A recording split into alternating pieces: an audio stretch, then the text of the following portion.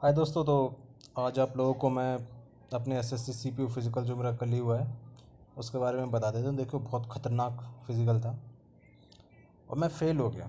देखो, मैं फ़ेल हो गया हूँ, लेकिन मैं चाहता हूँ कि जो मेरा अनुभव रहा है, जो मेरा एक्सपीरियंस है, उससे आप लोग सीखें और आप लोग फ़ेल ना हों। और जो लोग भी एसएससी सीपीयू का जिनका आगे का फिज़िकल है, तो वो कुछ बातों को ध्यान में रखें और अपने आप को फ़ेल होने से बचाएं। मेरा बस इतना ही मकसद है। तो देखिए, हमारे सेंटर पे मेरा जो सेंटर था वो एसएसबी एकेडमी भोपाल में। तो 250 बंदों की कॉलिंग थी, लेकिन सिर्फ 114 बंदे ही आए। उनमें से 114 में से लगभग 45 बंदे थे जो पास कर पाए। 45 में से भी 9 एक्स सर्विसमैन थे। तो फाइनली 45 बंदों को ही अपन मानेंगे कि उनने ये टेस्ट क्लियर किया है, क्योंकि एक्स सर्विसमैन को तो फिज़िकल कुछ देना नहीं होता, सिर्फ वो सफिशिएंसी फिज़िकल सफिशिएंसी टेस्ट देना होता है। तो बस इतना ही हो गया। अब बताता हूँ मैं आप लोगों को कि आपको करना क्या नहीं है। ठीक है, आपको जो मैंने गलतियाँ हैं ना, वो गलतियाँ आपको नहीं दोहरानी है। ठीक है, सबसे पहली बात मैं आपको बता देता हूँ, तो मैं फ़ेल हुआ ही क्यों। अगर मैं इसलिए फ़ेल हुआ क्योंकि मैं काफ़ी मोटा हूँ। मैं 100 किलो का हूँ, और 100 किलो के आदमी के लिए 1600 मीटर दौड़ना बहुत बहुत मेहनत की बात है यार। और मेरे पे नहीं दौड़ा जाता। और सबसे गंदी बात कि मैं कैसे दौड़ पाता यार। वहाँ पे जो बंदे थे जो पहले आ गए थे, पहले आने वालों को जल्दी चेस्ट नंबर मिल गया। जिनको जल्दी चेस्ट नंबर मिल गया उनकी जल्दी डॉक्यूमेंटेशन हो गया और जल्दी जल्दी उनका सब काम हो गया। अपने साथ ऐसा नहीं था, अपन सबसे लास्ट में गए, अपना खुद का ही चेस्ट नंबर 114 था। जब अपन सबसे लास्ट में गए तो फिर जाहिर सी बात है कि अपना फिज़िकल जो टर्न आया दौड़ सबसे लास्ट में आई। अब थोड़ा उन लोगों का काम भी ढीला था, वरना अगर चाहते तो जल्दी जल्दी करा देते। लेकिन हम मेरी दौड़ हुई वो करीब 1:30 बजे दोपहर में हुई। अब मैंने सोचा कि ये एकेडमी में ही दौड़ाएंगे, लेकिन बाद में पता चला क्योंकि एकेडमी में पानी भरा था ग्राउंड में, उन्होंने हमें रोड पे दौड़ा दिया। तो हमारे लिए एक ट्रक में, अपना जो होता है ना टिपिकल फौजी वाला ट्रक में, उसमें बैठा के और थोड़ा दूर सा ले गया और हमसे कह दिया कि बस इस ट्रैक पे, ये रोड पे तुम दौड़ जाओ। रोड पे जगह जगह पे मार्किंग थी कि 800 मीटर 400 मीटर, तो ऐसी मार्किंग थी। तो देखते भी जा रहे थे, लेकिन ये कुछ नहीं था कि आपको पता चल जाएगा कि आप कितने हैं, कि 6 मिनट हो गए, कि मतलब 6-10 हो गए। ये आपसे कुछ नहीं करा। पहुंच गए तो अच्छी बात, नहीं पहुंचे तो कोई बात नहीं। ये था। लेकिन हाँ भाई, मैंने पूरी रेस कंप्लीट की थी। फेल भले हो गए, लेकिन रेस मैंने पूरी कंप्लीट की थी। अब कौन सी चीज़ें जो आपको बहुत ध्यान में रखें। सबसे पहली बात, अपने सारे डॉक्यूमेंट्स, एक भी डॉक्यूमेंट ऐसा ना हो कि आपके पास ना हो। ज़ेरॉक्स आप ज़रूर लेकर जाना, ड्राइविंग लाइसेंस का और आधार कार्ड का, दोनों ही ले जाना।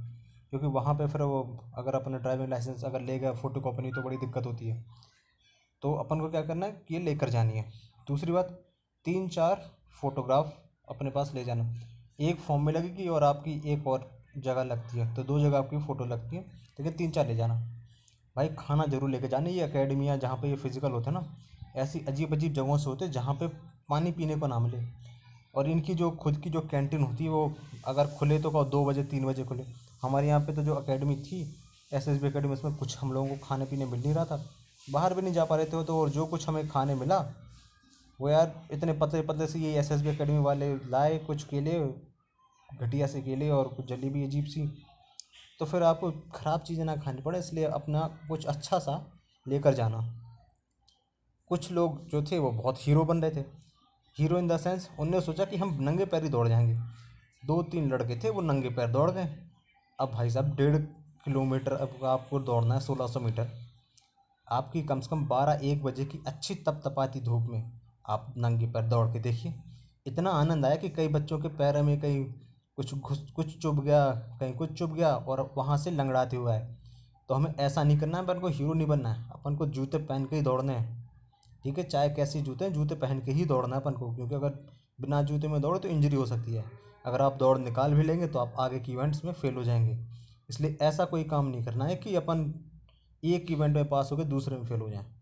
अगर आप दौड़ में ही फेल हो रहे हैं तो फिर कोई बात ही नहीं है कि चलो अपन तो आगे गए नहीं। लेकिन अगर आप दौड़ में पास होकर आगे दूसरे इवेंट्स में फेल होते हैं तो बहुत बुरा लगता है। ये मैं बता रहा हूँ अपना एक्सपीरियंस, क्योंकि एक लड़का आया था, उसने 5:50 में दौड़ मार दी थी। लेकिन भाई साहब, किस्मत देखो, वहाँ पे लगभग 6 फुट 3 इंच का लड़का था वो। किस्मत इतनी बेकार उसकी कि जब उसने पहली बार अपनी लॉन्ग हाई जंप तो उसने ऐसे ही मार दी, इतना लंबा था कोई दिक्कत नहीं, लेकिन जब लॉन्ग जंप मारने गया तो उसने पहली बार में गया तो उसका फाउल आ गया। फाउल आ गया तो कोई बात नहीं, उसने कहा ठीक है कोई बात नहीं। जब वो दूसरी बार देने गया तो उसका हो गया, लेकिन वहाँ पे एक जो मैडम थी जिन्हें अपनी ज़िंदगी में पहली बार कुछ अथॉरिटी समझ में आती थी, उन्होंने कहा नहीं नहीं नहीं गलत है तुम्हारा। लेकिन वहाँ पे जो एक दूसरा एक आदमी था वो कह रहा सब इंस्पेक्टर नहीं मैम हो गई है, अरे नहीं हुई नहीं हुई। और उसका फिर से तीसरी बार फिर उसका मतलब इतनी 4-5 इंच मोटी पट्टी बना रखी थी उन्होंने, पट्टी पे उसका फिर से हल्का सा पैर छू गया तो फिर करके आउट। तो 3 चांस ऐसे होगा और उस बेचारे को आउट कर दिया। जबकि लड़का बहुत मेहनती, उसने इतनी दौड़ मारी यार, सारे इवेंट कर दिए, एक हल्की सी बिल्कुल वो इतनी चौड़ी पट्टी होने की वजह से उसको बाहर कर दिया। तो यही मैं आप लोगों से कहना चाहता हूँ, एक बात बिल्कुल ध्यान रखें, avoid any kind of foul. Foul नहीं करने हैं। अगर हम तो कह रहे हैं कि अगर आपको 4 इंच की पट्टी दिख रही है तो आप 6 इंच पीछे से लॉन्ग जंप मारें। और 12 फुट ज़्यादा होती नहीं है, जितनी दम से मारें निकल जाएगी। 13 फुट आप नॉर्मली आदमी मार लेता है। दिल्ली पुलिस कांस्टेबल ने 14 फुट थी, तो इतनी मारी जा सकती है, इतनी कोई टफ बात नहीं है। तो फाउल नहीं करें। दूसरी बात, यहाँ पे जो हाई जंप के लिए जो डंडा था हमारी ये एसएसबी अकेडमी में, भाई साहब इतना शानदार डंडा लाए, ना जाने कहाँ से थे। वो डंडा उछले जा रहा है लेकिन गिर नहीं रहा। ये कई कम से कम 8-10 बच्चों का टच हुआ, लेकिन वो डंडा इतना मजबूत कि गिरा ही नहीं। तो ये कुछ जगह बहुत अच्छी बात होती है। बाकी तो सारे मतलब इजी से ही टास्क हैं, तो गोला गोला फेंकना वो तो सभी कर लेते हैं। तो ये मैं आप लोगों को बता चाह रहा हूँ, तो कुछ चीज़ें ये अच्छे से ध्यान में रखना। फ़ोटोग्राफ अपने ले जाना, खाना अपने अपने साथ ले जाना, और भौकाल में तो थोड़े रहने ही। अगर आपने दौड़ा है, अगर आप अच्छी दौड़ मार लेते हैं तब तो कोई बात ही नहीं, आप दौड़ ही जाएंगे। लेकिन अगर आपने कभी नहीं दौड़ा तो अपने आप से मेरी तरह फर्जी एक्सपेक्टेशन नहीं रखनी है। अपन को रियलिस्ट बनना है। मुझे पता था भाई अपनी दौड़ नहीं निकलेगी, और नहीं निकली तो अपन को कोई बहुत ज़्यादा आश्चर्य नहीं हुआ। निकल जाती तब भले बहुत आश्चर्य हो जाता भाई ये कैसे निकल गई, लेकिन नहीं निकली तो अपन कोई इतना ज़्यादा दुख भी नहीं है। ठीक है, तो जो भी भाई लोग आगे जाके सीपीओ को फिजिकल देने वाले हैं आगे कुछ दिनों में, तो मैं तो उनसे कहूँगा कि भाई अपना बिल्कुल ध्यान से जाइए, अच्छी खासी अपॉर्चुनिटी है। क्योंकि बहुत ऐसा नहीं है कि इसका कट ऑफ बहुत ज़्यादा जाएगा, क्योंकि आपको पता ही 114-15 इनिशियल अपना जो कट ऑफ था। अब जैसे मेरे 160 नंबर थे, अब 160 नंबर का तो कोई मतलब रहा नहीं। जो बंदा 130 पे भी अगर आके जो क्लियर कर लिया है तो भाई साहब उसका सिलेक्शन हो जाएगा। बस अगले पेपर में इंग्लिश ही है। बाकी अगर आप अपने आप को मेडिकली फिट मानते हो, आराम से चाहिए, बहुत बहुत अच्छे से आप लोग जाइए, बहुत केयरफुली अपना फिजिकल दीजिए और पास होकर आइए।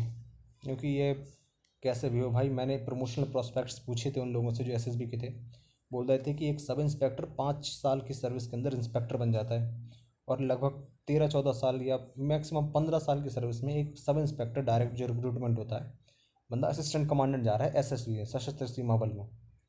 तो ये मैं आप लोगों को बताना चाहता हूँ कि एसएससी सीजीएल से तो काफ़ी अच्छा प्रोसेस भी है इसका, और पास होने में इसके चांसेस बहुत अच्छे हैं। मेडिकल वेडिकल बस आप फिट हों, आपके बहुत अच्छे चांस है, बढ़िया नौकरी है, अच्छी पेमेंट है। तो आशा करता हूँ आप लोगों को इन बातों से कुछ सीखने मिला होगा। अगर आप लोगों को कुछ ऐसा लगता है कि हाँ भाई मैंने कुछ ढंग की बात बताई है, आप वीडियो को लाइक कर लेना, चैनल सब्सक्राइब कर लेना, और जय हिंद, दौड़ जाना।